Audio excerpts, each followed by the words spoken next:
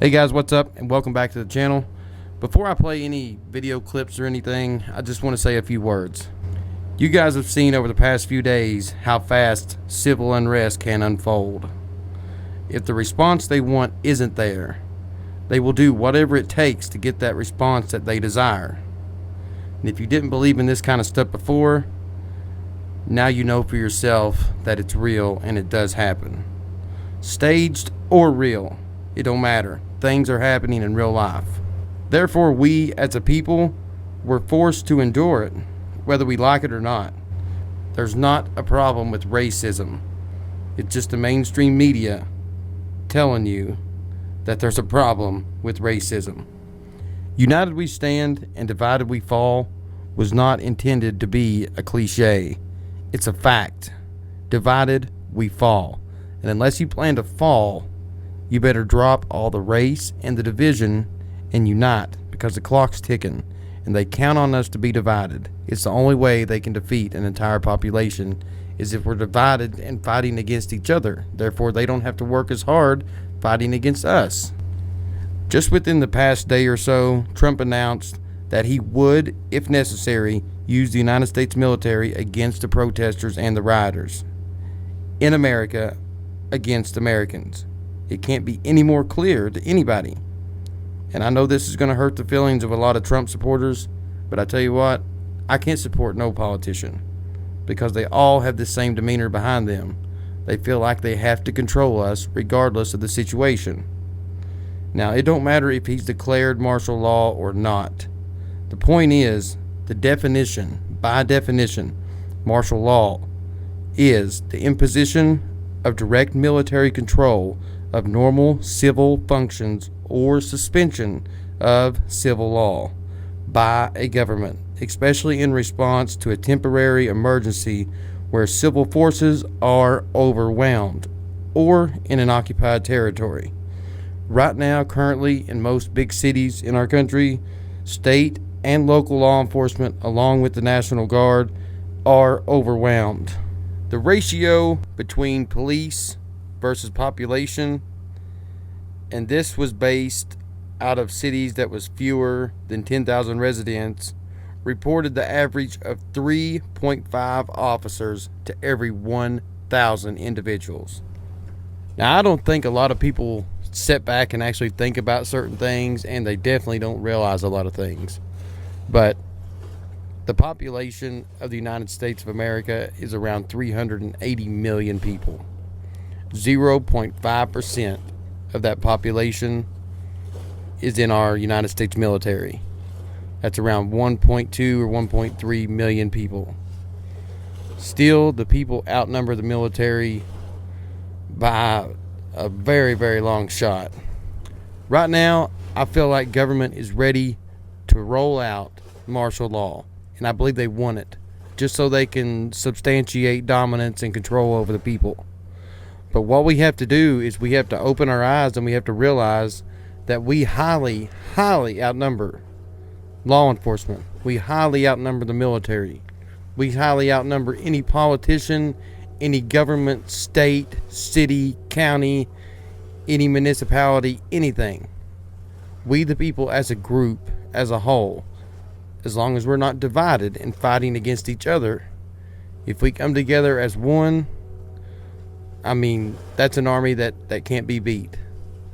As far as what we have right now, looking down the barrel at as our enemy or somebody that's wanting to control us. And what we need to do is make them realize that they don't want martial law. Because if we make them realize that they don't want it, then they will realize that the people are not going to no longer stay divided, and that we're going to come together and we're going to fight for our own country. And there's nothing that they could possibly do about it. I also want you guys to know that I do not support this violence. I don't support the rioting. I don't support the looters and, all the criminal activity and stuff going on. Taking stuff away that people have worked their whole lives to earn. I mean, there's nothing right about that. But the simple fact is, the people are out and they are protesting against police violence and police brutality.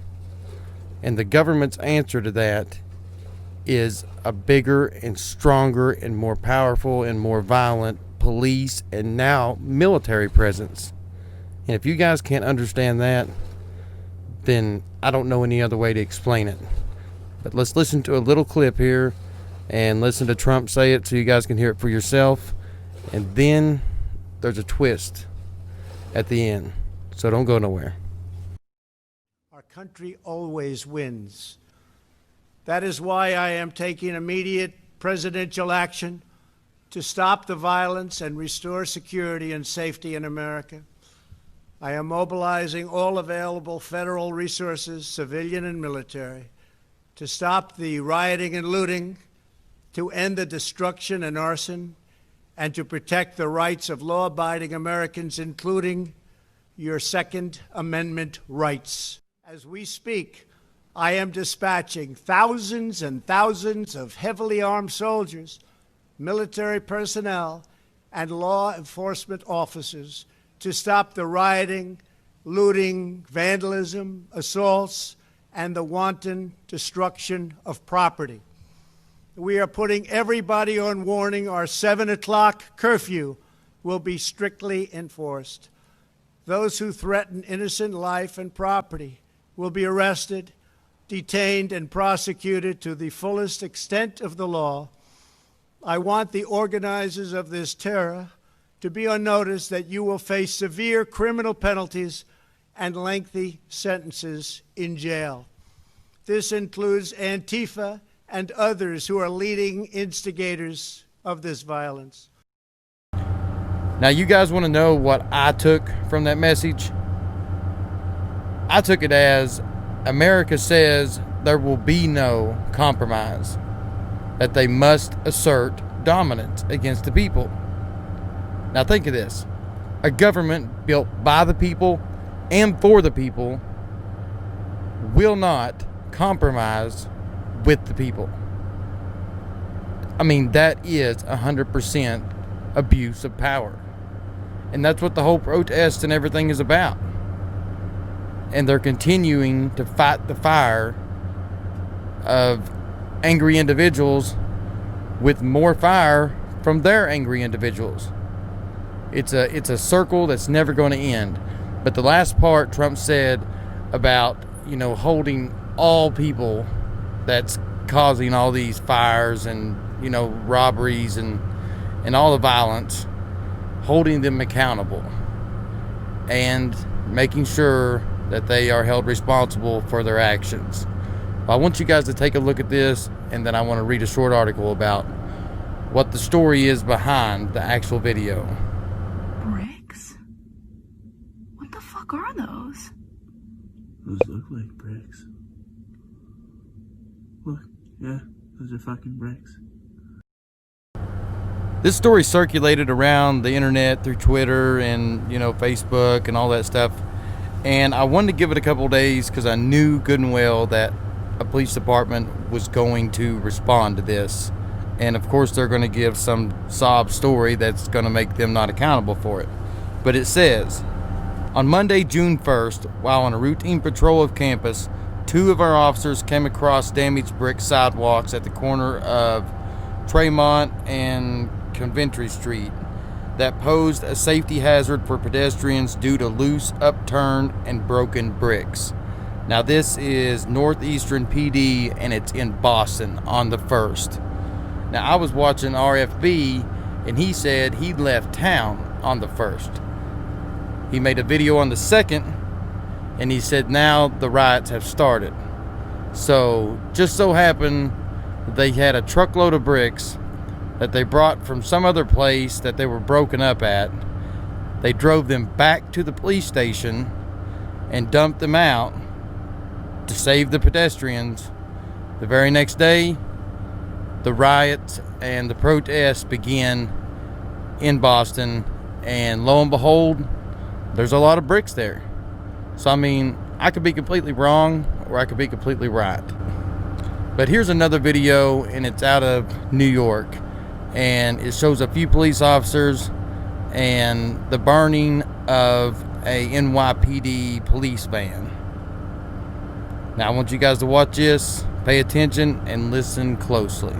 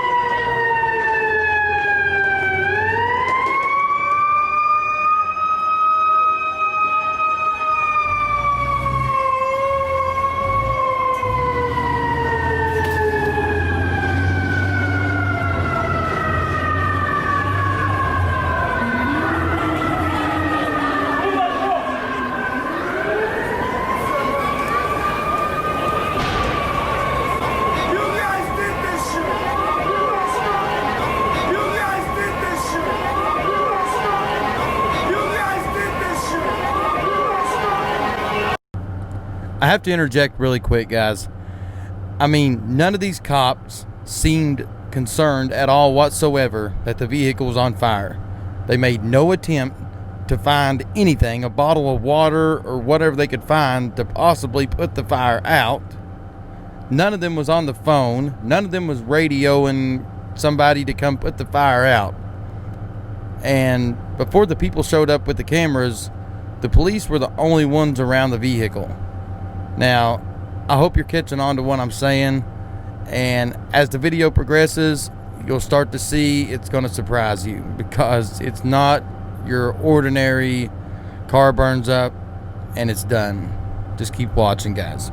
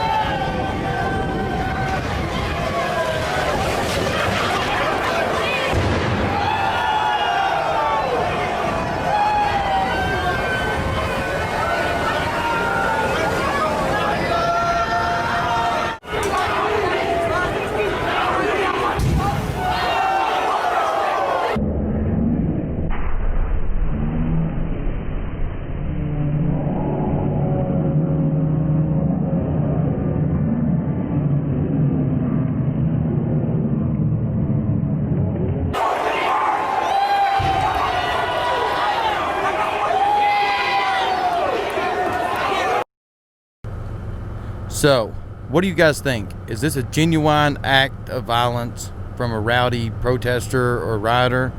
Or is this more of the agent provocateuring that we've seen in the past few days? And let me know in the comments what you think. But seriously, if this is somebody provoking this whole civil unrest, to me, that says they are wanting martial law. They will do whatever it takes to get to the point to where they have to enforce martial law. And we don't want that. We don't want it the way it is right now. But we definitely don't want it to get any worse. Guys, my videos are intended to inform those of you who are in the know and to further help educate those of you who aren't in the know. If one person wakes up per video that I make, I feel like my job has been done. We all live very different lives, but yet we all have the same problems. And guys, that's by design. If you guys enjoy these videos, make sure and leave them a thumbs up. Hit the subscribe button, hit that share button, and make sure and check me out on all other social media platforms just in case this thing closes up overnight. Until then, guys, stick close to your freedoms and don't take no crap. And I will see you guys in the next video.